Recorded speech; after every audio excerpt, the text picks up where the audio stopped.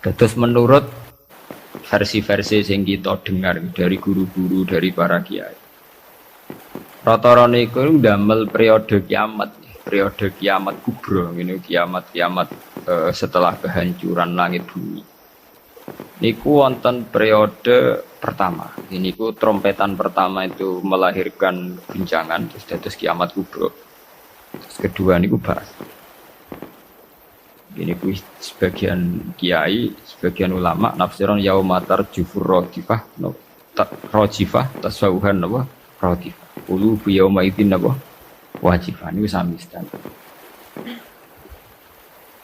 Rata-rata ulama darani malaikat sing nyekel trompet utawi sing calon nyebut trompet malaikat Israfil. Karena kiamat itu sudah dekat, niku sampai ada yang mengatakan bahwa trompet malaikat Israfil itu sudah di mulut, jadi wis di mulut. Karena apa? Nyebut. Dan semua ayat Quran menunjukkan memang kalau kiamat sudah dekat. Semua redaksi Quran niku semua menjelaskan bahwa kiamat itu sangat dekat. Nah, jenengan tangklet dari diinformasikan dekat. Nggih. Mungkin sampean enggak salah paham. Dari diinformasikan dekat itu mulai zaman Rasulullah sampai sekarang pun 1428 Hijriah. Hampir 16 abad. Niku mawon ngangge tahun Hijriah. Tapi lalu dalam masa ribuan lebih kok belum juga datang. Nah, ini pentingnya satu metode ilmiah. Rata-rata mufassir itu menafsirkan bahwa sesuatu yang pasti terjadi itu dekat. Nah, apapun jumlah waktu, kepanjangnya waktu, kalau pasti terjadi itu pasti dekat. Makanya dalam kitab-kitab kalau diterangkan ala inna sa'ata qarib bahwa kiamat itu dekat, mesti rata-rata mufassir mengatakan fa inna kulla atin qaribun, karena setiap yang akan datang pasti dihukumin apa? Kayak kita ini dengan kematian. Kematian kita mungkin ada yang sampai umur 70 tahun, 60 tahun. Tapi karena kita ini pasti mati, itu seakan-akan asal eling mau nih grogi tenan. Eling tok niku napa? Grogi. Karena kita yakin itu pasti napa? Terjadi. Itu satu metode untuk menerangkan bahwa dekat itu karena mesti terjadi. Metode kedua niku berbanding dengan umur dunia. Umur dunia wingi kula maca teng Kompas, versi Kompas itu sekitar 3 miliar berapa dari bumi diciptakan sampai sekarang, kalau versi ilmuwan itu sekitar 3 miliar berapa. Nggih to nggih, dinosaurus mawon sekian ratus juta. Artinya kalau betul dengan hitung-hitungan itu misalnya kiamat itu 1 miliar lagi ya dekat, karena berbanding dengan masa lalu yang pun lebih 3 miliar gitu kan. Nah, kalau setuju metode ketiga. Metode ketiga karena Allah itu abadi dan Allah itu azali. Itu melihat waktu itu ya kalamhil basari huwa aqrab. Itu udah ada artinya semua. Dan teori ini cara kula paling dekat secara ilmiah, apalagi sekarang secara sains, secara ilmiah. Misalnya ngeten. Cara semut kon mecah nondok, itu pikirane kok bisa mecah nondok itu nak dar grogoti 2 wulan lagi sono apa? Pecah. Nak sing mbok kongkon semut. Tapi kanggo sampean, tak gites langsung napa? Pecah, ambil. Artinya manusia itu gak lepas dari ruangan. Artinya satu analisis yang dibatasi oleh keterbatasan manusia. Bumi kok ngene kok hancur ngenteni global warming, ngenteni pemanasan global, ngenteni macam-macam. Nak cairan Afrika meleleh, nak sistem bumi tata surya sudah hancur, sistem galaksi sudah. Iku acara manusia. Jadi dengan segala ilmiahnya manusia, bayangno kiamat tentu nunggu global warming, nunggu tata surya sing rusak galaksi. Ya padha cara semut kon mecah nondok. Iku kira-kira pikirane tak mulai ke pojok endi sing paling lemah, endi sing. Cara sampean kites mulai kon diwe ya pecah. Ya padha. Kowe ngrubahno gedung sing nganggo beton, nganggo cor, nak manual ya tak palu kon ndi supaya rubah. Tapi nganggo bom atom, cek mbok dakok endi wae ngene apa? Hancur ya. Artinya ketika yang ngendikan itu dekat atau mudah itu Allah, memang nggak ada masalah. Allah mau bilang kiamat itu dekat atau mudah ya memang inna dzalika 'ala Allahi yasir. Makanya Allah itu sering berkali-kali kalau cerita kiamat, cerita hal mukhal mesti ditutup inna dzalika 'ala Allahi yasir. Wa kana dzalika 'ala Allahi yasir. Itu mudah bagi Allah. Itu mudah bagi Allah. Ya karena bagi Allah ya tidak mudah, bagi selain Allah tentu tidak mudah. Lah anak ngono kan pun kelepan ya memang enggak masalah kan. Allah cerita parek cek gampang urus-urusane pangeran, kita ora usah melok meh. Pangeran nak metu mokonge nek ngendikan la yusalu amma yafalu wa hum misal. Bentone manusa wae sering analisis pangeran mbek teorine manusa. Ya mesti ora sambung wong Allah iku azali dianalisis mbek sesuatu sing hadis sing sekarang, sing profan, sing rusak. Makanya para pencari Tuhan yang murni dengan rasional tentu tidak akan ketemu karena dia akan mengkiaskan barang-barang hadis untuk meneliti barang-barang azal. Ini wow. Contoh paling gampang nih wow. Bahwa manusia itu cara berpikir itu pun mesti dibatasi dengan ruang dan waktu. Padahal pangeran, bukan butuh ruang, bukan butuh waktu. Jadi gue mau nopo. Ya contoh termudah itu. Contoh termudah, jika kita nganggap kiamat, itu tentu dengan teori rasional kita akan bicara tentang bumi tua sekian tahun lagi. Sistem galaksi itu per tahun bergeser sekian. Kayak laut itu mengalami rob itu setiap tahun itu sekian senti. Kalau sekian senti kali sekian ratus tahun, berarti begini. Pemanasan global ya gitu, kalau kena emisi karbon sekian tahun sekian, berarti sekian ratus tahun kemudian sudah begini kan bisa dihitung secara sains. Tapi itu kan hitung-hitungannya manusia. Tapi kan beberapa kali sejarah membuktikan itu keliru. Kelirunya ya karena kemungkinannya itu dua. Satu, bahwa itu tidak diciptakan efek yang melawan.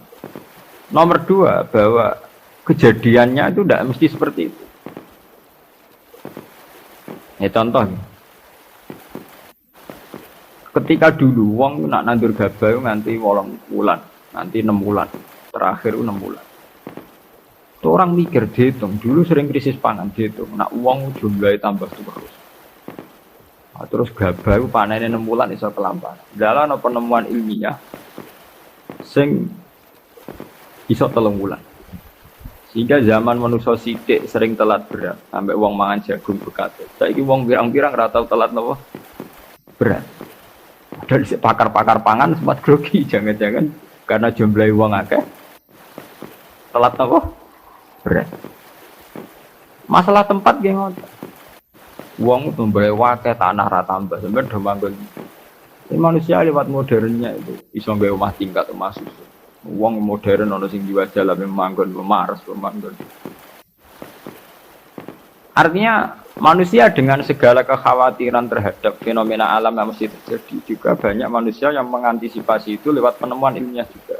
Itu ya rawan klop, rawan apa? Klop. Artinya semua teorinya manusia itu mau berbicara tentang sebab akibat dan itu bisa diantisipasi terus, bisa diantisipasi. Mulane istilah Quran nak ngenyak manusa niku.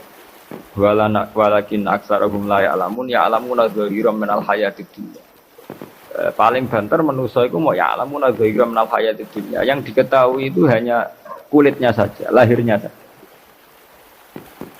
Gampangannya dokter meriksa, saiki lara pemah mergo mangane ra tertib. Ya kan secara profesional dia pakai standar objektif kalau makannya tidak tertib lahir mah. Sekarang ini namanya mah. Tapi bagi keluarga itu mungkin tertib piye, tertib butuh ekonomi tertib, penghasilan tertib kan. Tentu itu nggak dianggap masalah mah, masalah ekonomi. Orang dianggap masalah mah, tapi dianggap masalah apa? Ekonomi. Nah nanti bagi yang lain, semua ahli saraf, ahli apa itu tidak murni dianggap masalah mah atau masalah telat makan, lebih ke psikologis. Bahwa saraf itu punya ketahanan sekian. Kalau secara psikologi tertekan, maka tingkat ketahanan pada penyakit hanya sekian. Jadi awal-awalnya karena pikiran saking sering kacau nih.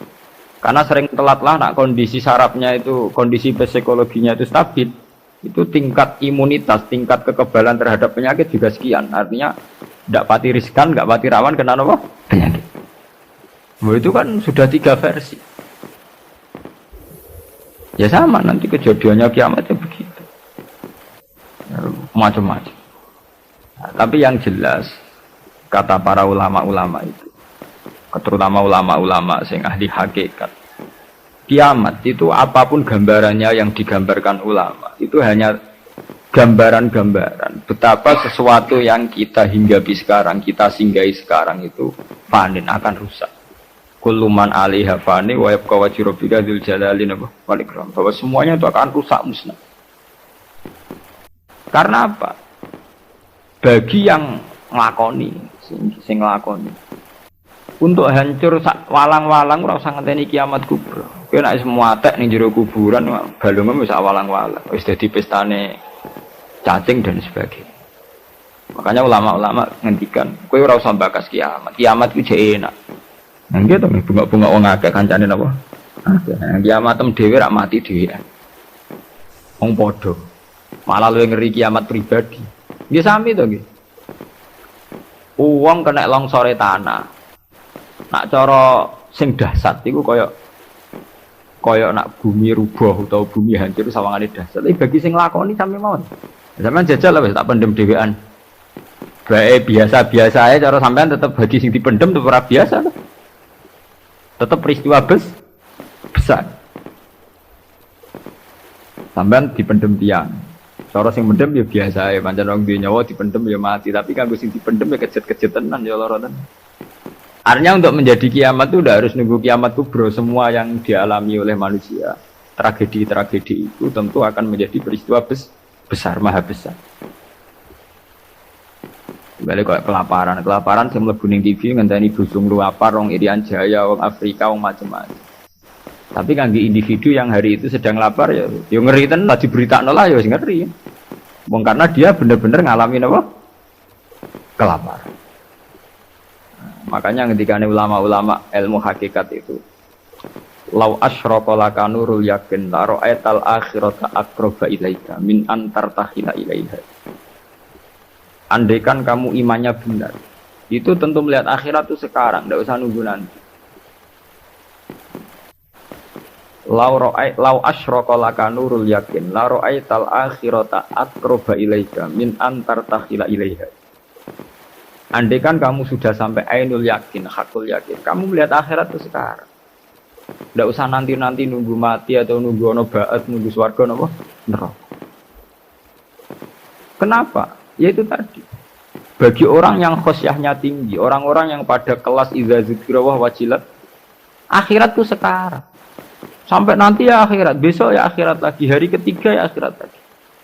Sampai kita mati ya akhirat lagi, sekarang pun akhirat lagi. Maksudnya gimana?